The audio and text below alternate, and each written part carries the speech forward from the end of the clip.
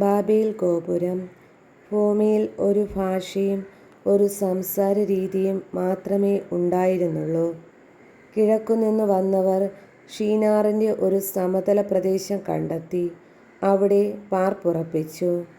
നമുക്ക് ഇഷ്ടികയുണ്ടാക്കി ചുട്ടെടുക്കാം എന്ന് അവർ പറഞ്ഞു.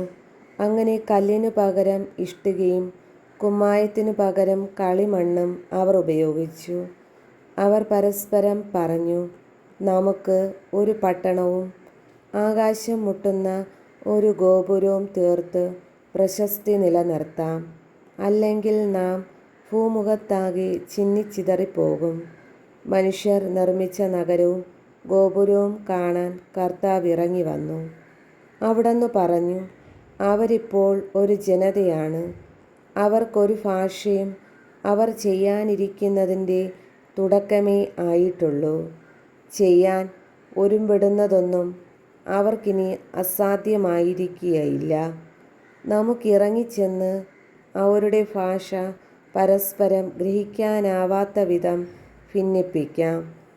അങ്ങനെ കർത്താവ് അവരെ ഭൂമുഖത്തെല്ലാം ചിതറിച്ചു.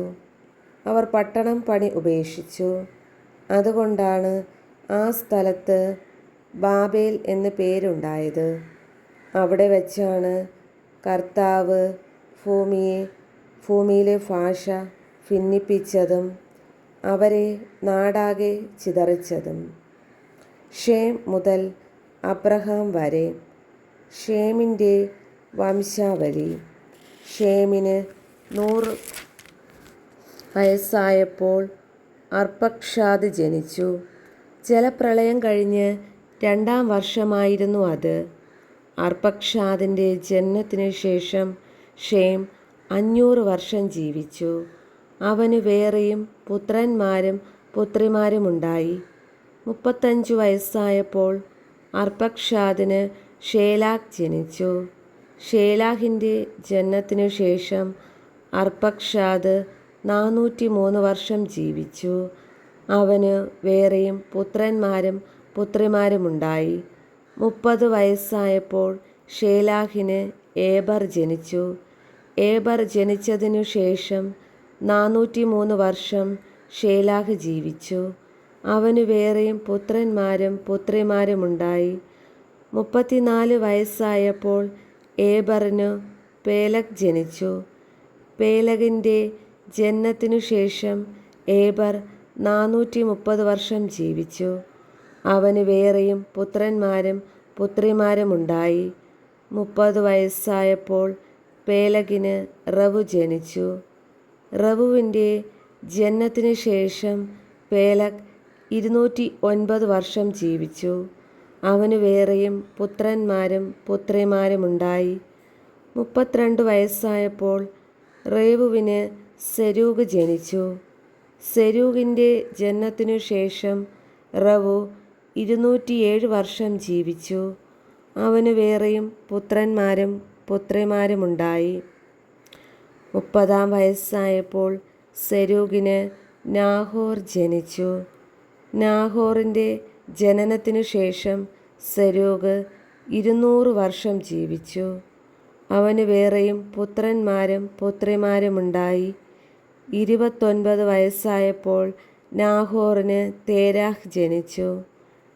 തേരാഹിൻ്റെ ജനനത്തിനു ശേഷം നാഹോർ 119 വർഷം ജീവിച്ചു. അവന് വേറെയും പുത്രന്മാരും പുത്രിമാരുമുണ്ടായി. 70 വയസ്സെത്തിയതിനു ശേഷം തേരാഹിന് അബ്രഹാം ജനിച്ചു. നാഹോർ, ഹാരാൻ എന്നീ പുത്രന്മാർ ജനിച്ചു. തേരാഹിൻ്റെ പിന്മുറക്കാർ ഇവരാണ്. തേരാഹിൻ്റെ പുത്രന്മാരാണ് അബ്രഹാമും നാഹോറും ഹാരാനും. ഹാരാൻ്റെ പുത്രനാണ് ലോത്ത്. തൻ്റെ പിതാവായ തേരാഹ് മരിക്കുന്നതിന് മുൻപ് ഹാരാൻ ജന്മനാടായ കൽദായരുടെ ഊറിൽ വച്ച് ചരമമടഞ്ഞു. അബ്രഹാമും നാഹോറും വിവാഹം കഴിച്ചു. അബ്രഹാമിൻ്റെ ഭാര്യയുടെ പേര് സാറായി. നാഹോറിൻ്റെ ഭാര്യയുടെ പേര് മിൽക്ക.